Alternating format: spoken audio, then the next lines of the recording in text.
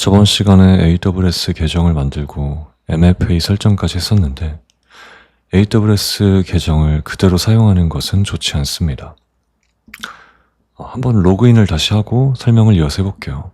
먼저 AWS 로그인 화면을 들어오면은 이렇게 IAM 유저 사인인이라고 뜨는데 저희가 만든 계정은 루트 계정입니다.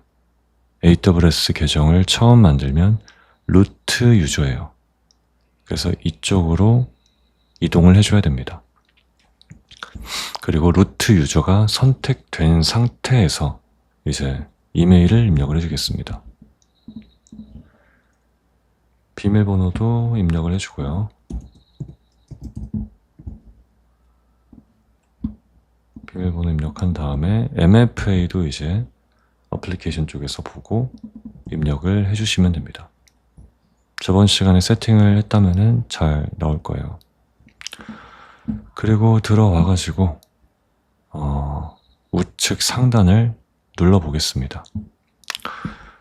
그러면 이제 계정 ID라는 게 있습니다. 이거는 AWS의 모든 계정이 갖는 고유 아이디예요. 회원 가입을 했을 때 회원 가입한 아이디가 각각 하나씩 부여가 됩니다. 그리고 여기 하단에 어카운트를 들어가면은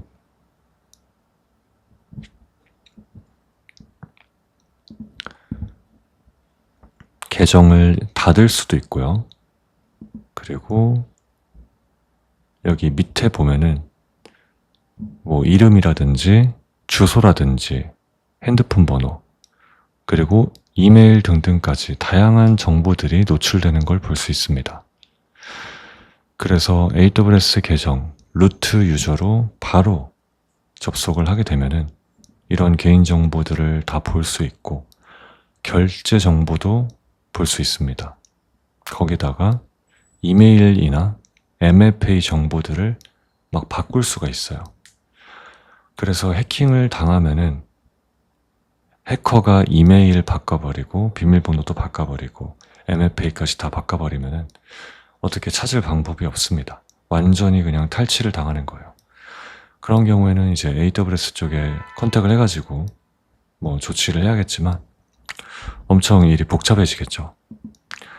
그래서 AWS 루트 계정을 그대로 사용하지 않고 이제 IAM 계정이라는 거를 만들어서 쓰는 것을 추천합니다. 일단 애초에 AWS 계정 자체를 혼자 쓰는 경우보다는 여럿이 쓰는 경우가 훨씬 많습니다. 물론 이제 혼자 어플리케이션 개발을 해서 내가 만든 어플리케이션을 나 혼자서 배포하고 다 하겠다 한다면은 혼자서 이제 계정을 쓰게 되겠지만 회사에서 쓰는 계정의 경우에는 회사의 계정에 이제 막 5명, 10명, 100명 그 수많은 인원들이 접근을 해가지고 서버가 잘 돌고 있는지 보고 배포하고 하는 작업들이 이루어지겠죠. 그런데 100명 너무 많으니까 10명이라고 합시다. 10명이 이제 이 루트 계정을 그대로 비밀번호도 공유하고 하다 보면은 해킹당할 위험이 커지겠죠. 그러면 어느 날 갑자기 해커가 회사 계정의 이메일하고 MFA하고 비밀번호를 다 바꿔버리면은 회사가 그대로 멈추게 됩니다. 해커가 우리 서버를 다 꺼버릴 수도 있는 거고 우리 서버를 다 꺼버린 다음에 데이터베이스를 다 날려버리고 또 거기다가 비트코인 채굴 같은 걸 돌리면서 막대한 비용이 나오기까지 할 수 있겠죠. 루트 계정이 틀리면은 그렇게 최악의 상황이 발생할 수 있기 때문에 사용하는 것을 지양합니다. 봉인을 하는 게 좋습니다. 그러면은 IAM 계정은 대체 뭐냐? 우선 검색창에다가 IAM이라고 치고요. 이렇게 IAM 대시보드가 보이게 되고요. 왼쪽에 IAM 유저랑 IAM 유저 그룹 이 두 가지가 보이게 될 겁니다. 우선 IAM 유저 그룹부터 한번 만들어 볼게요. 그룹 이름은 백엔드라고 하겠습니다. 백엔드 팀이라고 할게요. 그리고 어드미니스트레이터 액세스를 주겠습니다. 이거는 권한인데 지금 권한이 1209개나 있기 때문에 너무 방대하죠. 그래서 대략 어드미니스트레이터 액세스가 루트 계정과 동등한 수준의 권한을 갖는다라고 생각을 해주시면 되겠습니다. 그리고 그룹을 만들어 볼게요. 다음에 프론트엔드 팀도 만들겠습니다. 그리고 마찬가지로 어드민 권한을 주겠습니다. 이렇게 어드민 권한을 주면은 당연히 권한이 너무 많기 때문에 위험하겠죠. 그리고 이제 지금은 백엔드랑 프론트 팀 이렇게 두 개만 나눴습니다. 회사에는 이제 다양한 팀들이 있을 거고 큰 회사로 갈수록 이게 더 세분화가 많이 될 거예요. 그리고 또 직책에 따라 팀에 따라 권한을 다르게 가져야 하기 때문에 실제로는 훨씬 더 세분화되고 많은 그룹들이 있을 겁니다. 근데 우리는 좀 이해를 돕기 위해서 그냥 프론트엔드랑 백엔드 팀이 각각 그룹을 가지고 서로 다른 권한을 갖는다 정도로만 생각을 할게요. 그리고 IAM 유저로 들어와 가지고 백엔드 유저 1이라고 만들겠습니다. 당연히 백엔드 팀에다 붙여야겠죠. 이렇게 IAM 유저를 만들면 팀에다가 붙일 수가 있습니다. 조금 빨랐는데 실제로 해보시면은 별로 어려울 게 없습니다. 그냥 그룹, 유저 두 개를 만든 것 뿐이에요. 그룹은 팀이라고 생각하면 되고 유저는 실제 팀원들에게 하나씩 부여하는 계정이라고 생각하면 됩니다. 백엔드에는 팀이 여러 명 있겠죠. 백엔드 유저 2도 만들어 보겠습니다. 그러면 백엔드 유저 1, 2가 생겼습니다. 이번에는 프론트엔드 유저를 만들어 볼게요. 프론트엔드 유저 1 프론트엔드 유저, 프론트엔드 팀에다가 붙이겠습니다. 그러면 이제 IAM 유저 쪽에 들어가면은 3개의 계정이 보이게 되고요. 그룹으로 넘어가면은 2개의 그룹이 보이게 됩니다. 그 중에서도 백엔드 팀에 들어가면 백엔드 그룹에 속한 사용자들만 볼 수 있기 때문에 이제 백엔드 팀원들은 이것만 보고도 파악을 할 수가 있겠죠. 아까 어드민 권한을 그룹에다가 붙였었는데 그룹에다가 어드민 권한을 붙이고 그 그룹에 유저를 넣으면은 유저들은 전부 그룹이 가진 권한들을 그대로 갖게 됩니다. 그래서 유저에 개별적으로 권한을 주는 것보다 그룹에다가 권한을 주고 유저가 그룹에 속하게 하는 것이 훨씬 관리하기 편합니다. 만약에 100명의 유저가 있다면은 100명의 유저한테 하나하나 권한을 주면은 너무 번거롭죠. 지금이야 권한 하나만 가지고 있는데 나중에는 막 10개, 20개 이렇게 권한이 세분화돼 가지고 최소한의 권한만 가져가게 될 거예요. 그러면은 10개, 20개씩 권한 주는 것을 100개, 1000개 유저에다가 해야 되니까 매우 번거롭습니다. 그리고 권한이 이제 만약에 바뀌었다. 프론트엔드 팀이 갖는 권한이 하나씩 늘어났다 한다면은 프론트엔드 팀원 수만큼이나 권한을 추가해줘야겠죠. 프론트엔드 팀원이 뭐 50명이다 하면은 50번 권한을 추가해줘야 됩니다. 제거되는 경우도 마찬가지로 50번 제거를 해줘야 됩니다. 그 과정에서 실수로 한 명의 권한을 잘못 주거나 안 주거나 하는 경우가 생길 수도 있고요. 그리고 나중에 검사하기도 어렵죠.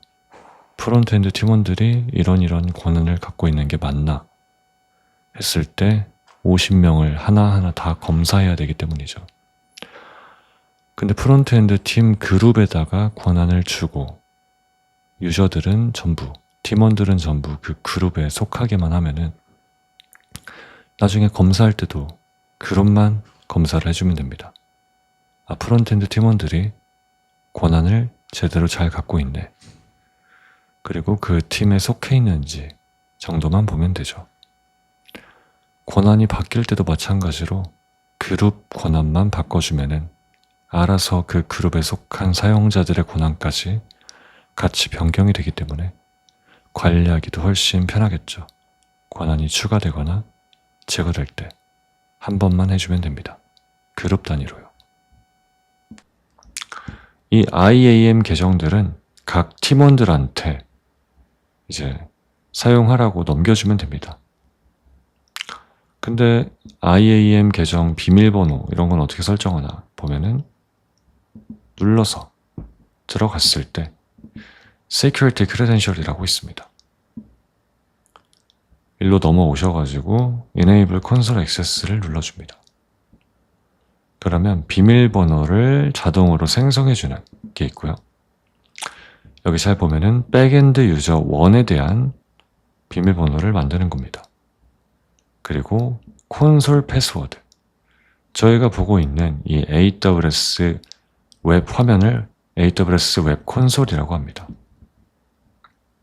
그래서 AWS 웹 콘솔에서 사용할 비밀번호를 자동으로 생성을 해주고, 또 여기 User must create new password and next sign in 이라고 있는데, 이거는 만약에 처음에는 자동으로 만들어진 이 계정과 비밀번호를 쓰라고 넘겨줄 테지만, 이제 자동으로 만들어진 비밀번호는 기억하기가 어렵죠.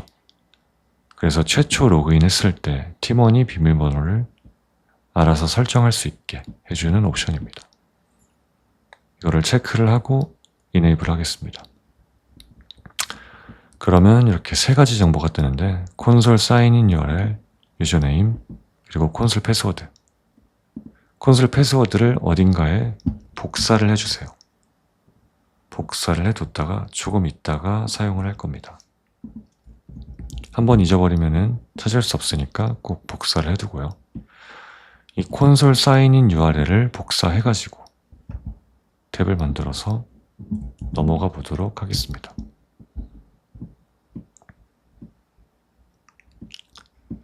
그러면은 아까랑 다를 것 없는 화면인데 이 URL로 들어오면은 어카운트 아이디가 그대로 들어가 있습니다. 어카운트 아이디는 저희 아까 로그인했던 이 AWS 계정, 루트 계정이라 했죠. 루트 계정이 고유하게 갖는 아이디라고 보면 됩니다. 다른 AWS 계정들과 겹치지 않습니다. 이 AWS 어카운트라는 거를 회사 계정이라고 생각을 해주시면 좋습니다. 이 회사 계정을 회사에 속한 팀원들이 다 사용을 하겠죠. 밑에 하위 계정으로 붙어가지고. 그래서 이제 이거를 회사 코드다, 회사 아이디다 라고 생각을 해주시고요. 그래서 다른 회사에서도 이런 동일한 유저네임을 가지고 있을 수가 있습니다. 근데 저희 회사 안에서는 이게 유일하겠죠. 그래서 유일한 IAM 계정, 이 회사 안에서 유일한 IAM 계정이고, 비밀번호는 아까 복사했던 거를 그대로 붙여 넣어서 로그인을 해줍니다. 로그인을 하게 되면은 아까 저희가 옵션으로 설정한 것 때문에 새로 패스워드를 설정하라고 나옵니다. 이게 이제 팀원들이 최초 로그인했을 때 보고 비밀번호를 설정하는 화면이겠죠. 자, 설정을 해주고요. 다시 로그인을 해줍니다.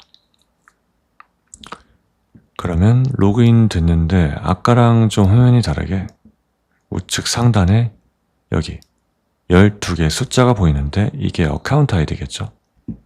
그래서 회사의 아이디다 라고 생각을 해주시면 되고, 그리고 IAM 유저 아이디까지 여기 보이는 걸 볼 수가 있습니다.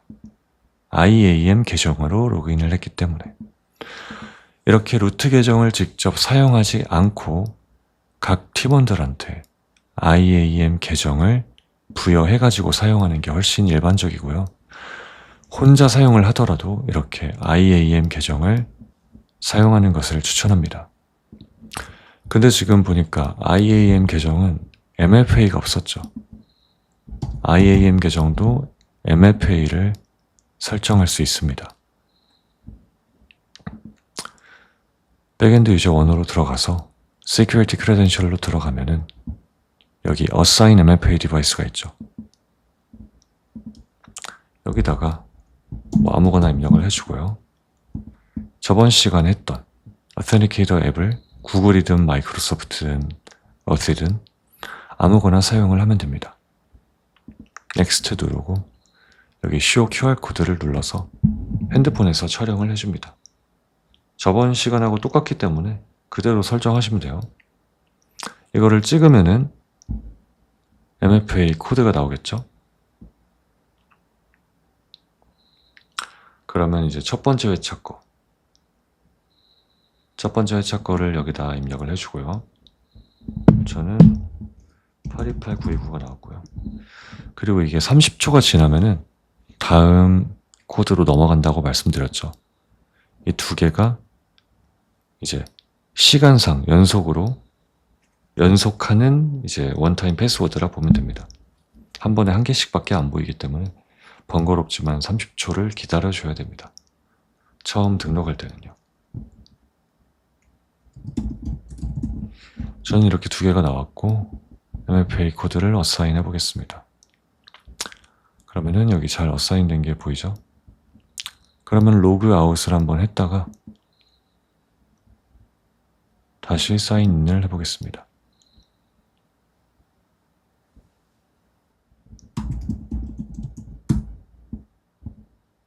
그리고 이제 MFA 코드를 입력을 해주면 됩니다.